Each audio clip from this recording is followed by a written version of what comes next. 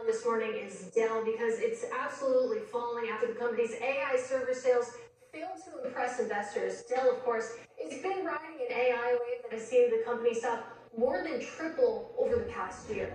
Our next guest says that the AI game is only in the first inning. Here now is David Jones. He is the CEO of Brandtech. It's an AI marketing firm whose clients include LVMH, Google, and Microsoft. And David, if we truly are in the first inning, that means to me that there's the potential for a lot of winners, but also a lot of losers.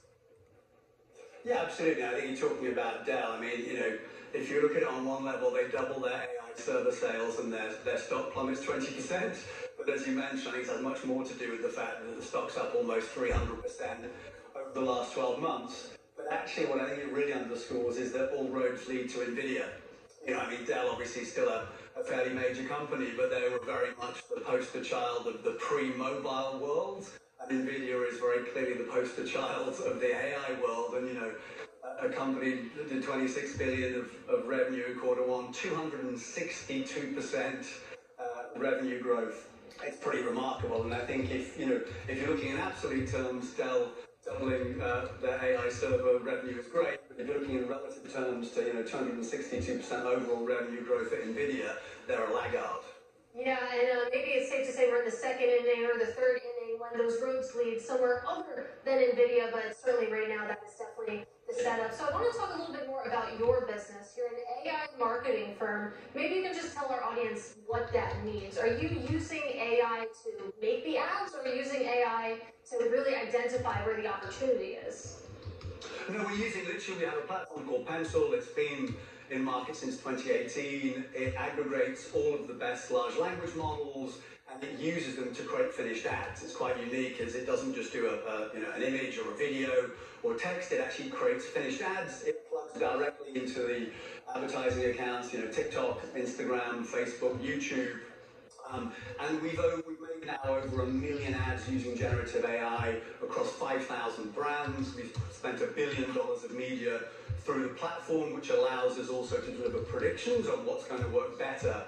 And we've seen over that time that on average, we can double the performance in terms of return on ad spend. We can create the content 10 times faster and at least 50% cheaper. And a great example of that is this week, there's a campaign for Lancel, the Parisian luggage company that broke, and obviously quite a lot of work went into it. We were able to create over 1,200 images.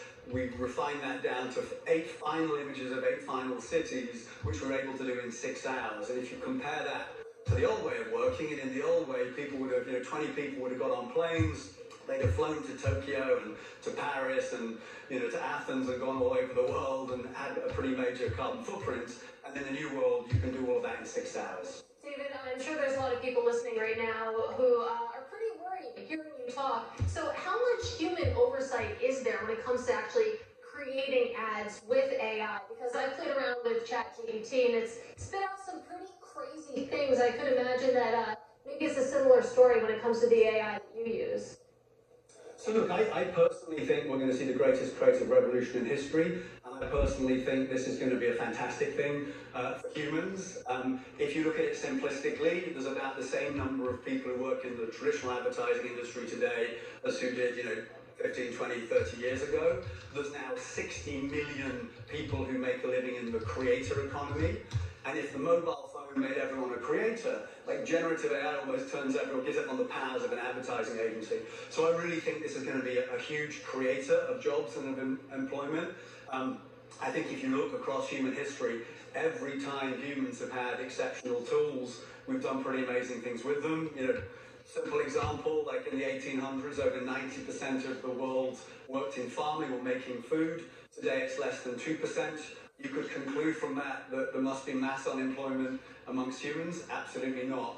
And then to answer the specific question, yeah, the reason Pencil is called Pencil is we believe it is a tool for humans to use. It's not a tool to replace humans. And I actually think if we'd actually called artificial intelligence augmented intelligence, people would be much more relaxed about it. So I think what we see it do every single day, the human in the loop is really important, but it just augments what that human can do. I'm actually watching Mad Men for the first time ever right now. I think I'm on season 3. I would love to see Mad Men set in 2024, but that's a different conversation. Like you said, you've made over 1 million ads through Pencil. Is there any specific type of company, industry that is more open to using AI than maybe some others? Look, so I think, at a big picture level, there's nothing, I mean, we're really at the start of what's going to be the most remarkable revolution. I feel like I've opened the door, looked inside, seen that someone has invented, created fire, invented electricity, closed the door and gone back into the real world, and we haven't yet fully understood how this is going to play through. But there's not a single thing that a human brain does today that you can't do better, faster, cheaper, aided by artificial intelligence and generative AI. Where it works best when it comes to advertising, it's social content, it's digital content, it's TikTok videos, it's Instagram posts, but it actually does end-to-end, so you can start literally asking for insights, what would be a better way of selling ice cream in winter, for example, and you can go to creating finished ads at a scale that you just couldn't create in the old traditional world. All right, David, really great to speak with you. Appreciate your time. Our thanks, of course, to David Jones of Brandtech. Now, still ahead, we're going to take a look at the companies that are making the most social buzz today.